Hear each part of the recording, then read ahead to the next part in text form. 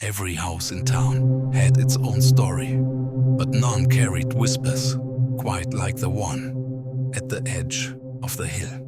It stood tall and tired, with wooden beams that creaked in the wind and bricks that remembered centuries of silence. By day it looked ordinary, just another forgotten place, fading into time. But as the sun sank and dusk painted the sky, something unusual began to stir. All eyes turned not to its doors or its gates, but to a single upstairs window.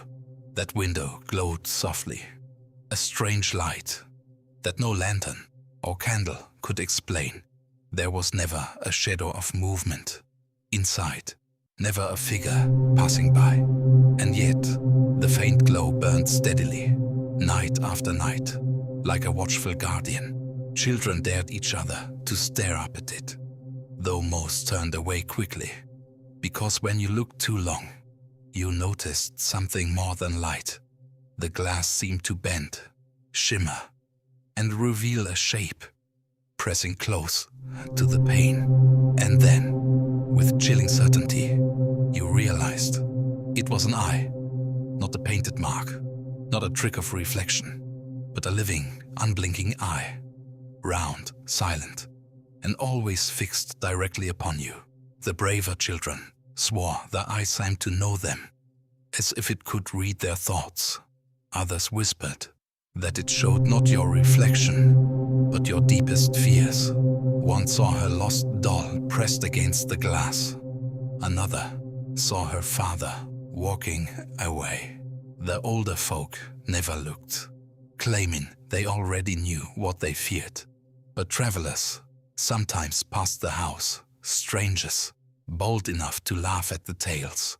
One such traveler stopped for a night, scoffing at warnings about a silly glowing window. He dropped his bag, stood in the street, and gazed upward with a grin.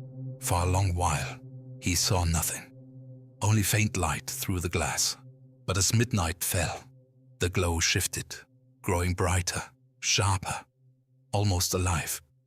The outline of the eye grew clear, staring wider than before.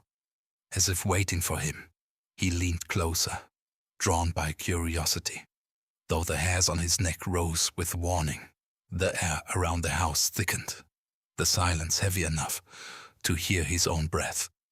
Neighbors shut their doors, refusing to watch what would happen next.